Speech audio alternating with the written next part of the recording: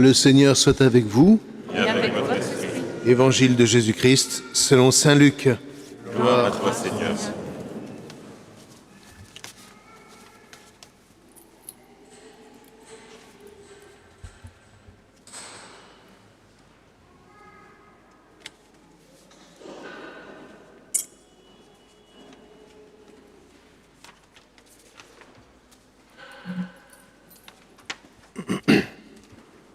En ce temps-là, Jésus parlait à ses disciples de sa venue.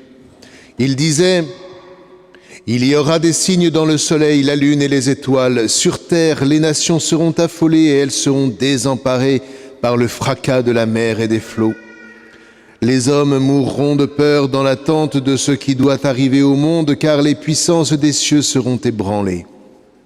Alors on verra le Fils de l'homme venir dans une nuée avec puissance et grande gloire.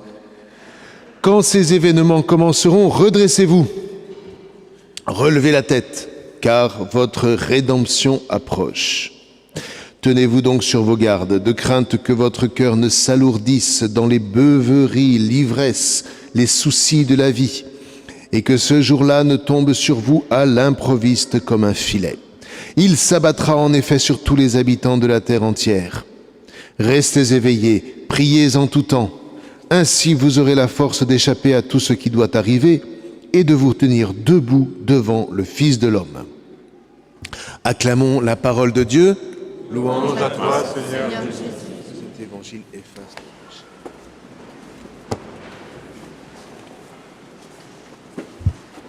Alors, comment allons-nous tenir debout ?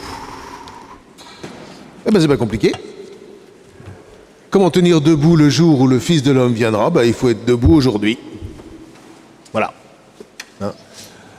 Alors, justement, vous voyez, on va essayer de réfléchir pendant tout le mois de l'Avent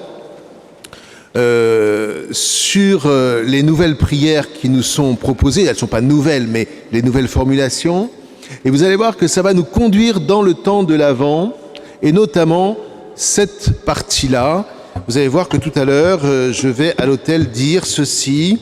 « Priez, frères et sœurs, que mon sacrifice, qui est aussi le vôtre, soit agréable à Dieu, le Père Tout-Puissant. » Et vous me répondrez, parce que vous aurez les feuilles devant vous, « Que le Seigneur reçoive de vos mains ce sacrifice à la louange et à la gloire de son nom, pour notre bien et celui de toute l'Église. » Alors c'est un petit peu plus long qu'avant, mais peut-être que ce genre de formule a des choses très importantes à nous dire. Mon sacrifice qui est aussi le vôtre.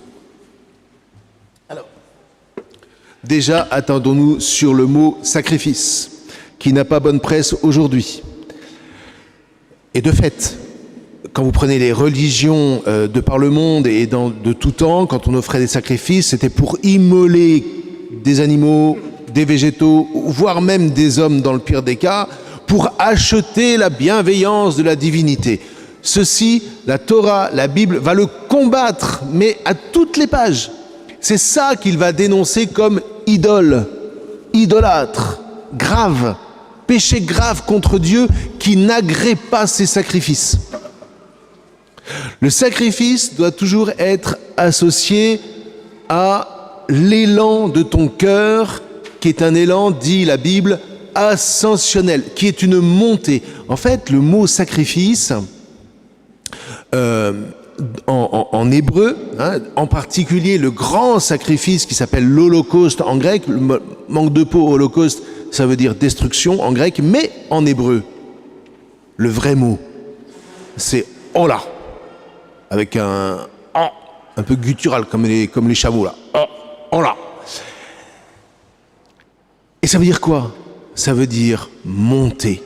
On n'offre pas un sacrifice, on fait fumer une montée en hébreu. Vous voyez ? Et c'est un peu ce sens-là que, par exemple, signifie l'encens. Voilà.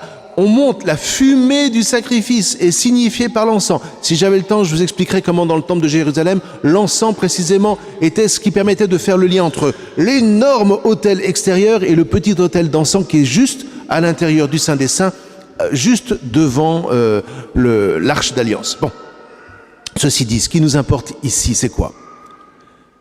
C'est que, vous voyez, ce que Dieu va apprendre à son peuple, c'est à s'élever.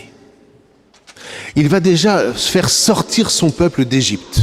Mais vous allez entendre, si vous lisez la Bible, que peu à peu, cette sortie d'Égypte n'est qu'un moment, c'est le moment initial d'une montée, car on monte d'Égypte pour aller recevoir l'héritage du Seigneur. Là, vous voyez, on parle de la possession, prennent en possession du royaume. À mon avis, c'est maladroit. Qui suis-je pour dire ça? Enfin bref, dans la Bible, vous voyez, en réalité, ce qui est dit, c'est pour recevoir l'héritage. Il y a une petite différence quand même. Vous voyez, d'un côté, vous prenez possession, de l'autre, vous recevez l'héritage du royaume des cieux. Et dans la Bible, c'est ce qui est dit. Recevez l'héritage. Mais pour cela, montez. Car à partir du moment où vous cesserez de monter, vous perdrez l'héritage. Il s'agit de se laisser prendre par ce mouvement ascensionnel qui nous monte vers Dieu, qui nous maintient debout. Ah, tiens, ce que vous avez entendu dans l'Évangile. Si je suis dans cette dynamique de montée, je n'ai rien à craindre, même du déferlement des éléments du monde. Rien à craindre. Sauf que ça, frères et sœurs, c'est un travail de chaque jour et c'est un travail de sacrifice. C'est un travail d'offrande de soi. Offrande de soi. Alors revenons, si vous voulez bien, au terrain sur lequel s'appuie Jésus pour précisément instituer l'Eucharistie. Car le sacrifice que nous célébrons, ce n'est pas le vôtre, ce n'est pas le mien, c'est celui d'abord du Christ. Qu'est-ce qui va se passer? Au moment de Pâques, des milliers et des milliers de familles se rassemblent à Jérusalem pour célébrer un repas. Et pendant ce repas, on va faire un rite très important qui rappelle le sacrifice de l'agneau, la montée de l'agneau dans le temple. Dans le temple, on fait quoi? On prépare l'agneau. Et avec l'agneau, on prend des galettes de blé qu'on va rompre, qu'on va déchirer, si vous voulez, qu'on va rompre. Une partie va être jetée dans le feu. L'autre partie va être gardée pour être consommée. Et puis on prend le vin, une grande cruche de vin. La moitié va être versée autour de la hola, autour de l'animal, autour du feu. Le vin, c'est le symbole du sang. C'est le sang de la vigne. Et une autre partie de ce sang va être gardée pour être consommée. De sorte que, lorsque les prêtres, ceux qui offrent, vont consommer ensuite ce qui reste de pain et l'autre partie du vin, ils soient associés au sacrifice qui est en train de monter. Car le pain que je mange, c'est celui qui participe au feu qui est sur le grand autel. Et donc je suis dans une dynamique d'élévation, car Dieu, si je suis dans cette dynamique-là, va agréer le sacrifice. On va entendre pour que notre sacrifice soit agréable à Dieu. Oui, bon, en français, malheureusement, c'est très ambigu. La question n'est pas que ça lui fasse du bien. La question, c'est agréer. J'aurais préféré que l'on traduise que Dieu puisse agréer le sacrifice que nous offrons. C'eût été beaucoup plus clair. C'est pas grave. Toujours est-il que, pendant le repas pascal, donc on fait tout ce que je viens de vous décrire, pendant le repas pascal, les chefs de famille prennent aussi du pain azim. Et à un moment, ils le rompent. Ils rompent le pain. Et puis on fait circuler plusieurs coupes. Et évidemment, ces coupes sont associées à ce qui se passe au temple de Jérusalem. Et quand le père de famille rompt le pain, c'est en souvenir, c'est en mémoire, de ce qui est en train de se passer au temple, c'est-à-dire l'agneau qui est en train d'être offert en montée. Car chaque famille, dans son rituel, se met dans cette dynamique de sortie d'Égypte pour monter vers Dieu. Ça va jusque-là? On passe à un cran supplémentaire. Jésus donc célèbre ce repas pascal. On est en lien avec ce qui est en train de se passer dans le temple. Et voilà qu'il prononce ces paroles. Ceci est mon corps, livré pour vous. Il ne dit pas uniquement ceci est mon corps, il dit ceci est mon corps, livré pour vous. Ce sont les termes mêmes du sacrifice. Et pour cela, qu'est-ce qu'il fait? Il rompt le pain, c'est-à-dire qu'il déplace la destination du pain rompu, qui n'est plus en direction de l'agneau qui est offert dans le temple, mais en direction de sa propre offrande, de son propre sacrifice sur la croix. Et regardez la sagesse de l'Église, puisque au moment, il ne suffit pas que le prêtre prononce les paroles de la consécration pour qu'il y ait, entre guillemets, transsubstantiation. Il faut encore que, à un moment, à la fin de la prière eucharistique, nous prenions le pain et que nous le rompions, que nous fractionnions ce pain. Nos anciens, au tout début de l'Église, ne parlaient pas de la messe, ils ne parlaient pas de l'Eucharistie, ils parlaient d'une réunion où on fractionne le pain. Parce qu'ils avaient conscience que cette fraction-là, précisément, nous rattachait au véritable agneau de Dieu. Et que faisons-nous au moment où le pain est rompu? Nous chantons Agnus Dei, qui tollis peccata mundi, misere. C'est-à-dire que précisément, nous faisons le lien au moment de la fraction. Cette fraction rappelle que l'agneau a livré sa vie pour nous.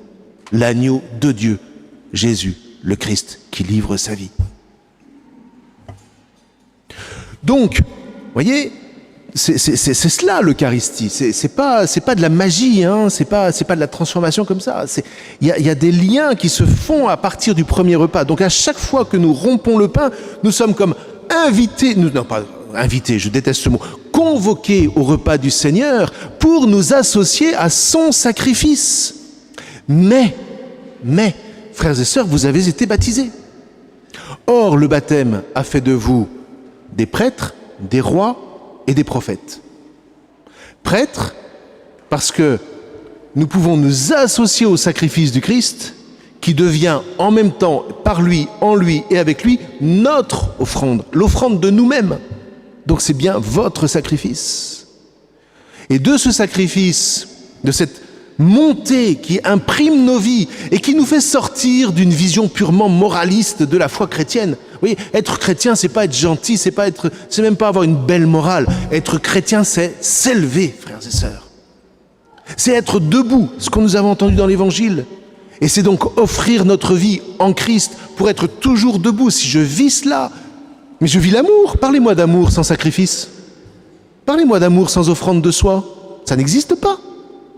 C'est de la consommation d'un sentiment amoureux, c'est autre chose. Après, je te prends la colle et puis je te quitte.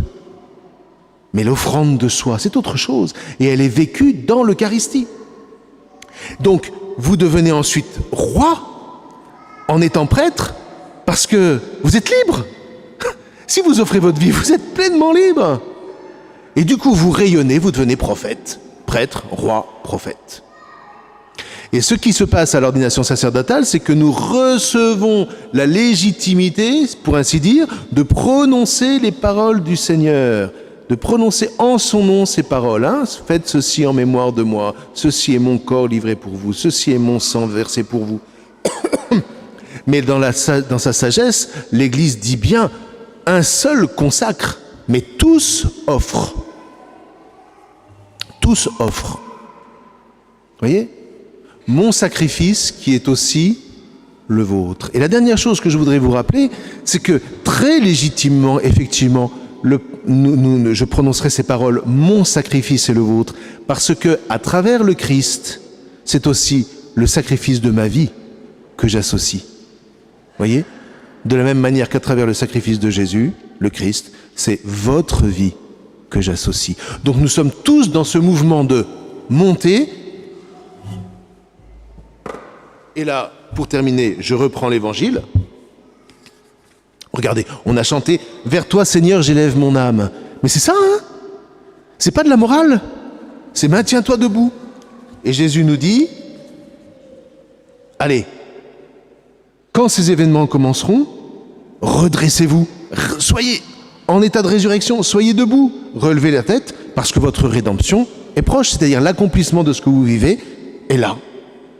Restez éveillés, priez en tout temps, c'est-à-dire offrez votre vie en tout temps. Ainsi, vous aurez la force d'échapper à tout ce qui doit arriver. Personne ne vous enlèvera la richesse que vous aurez dans votre cœur. Vous êtes libres, vous êtes des rois.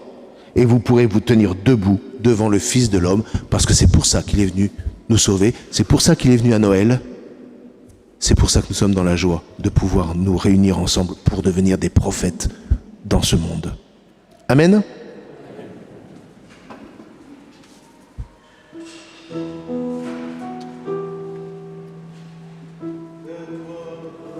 Seigneur, j'ai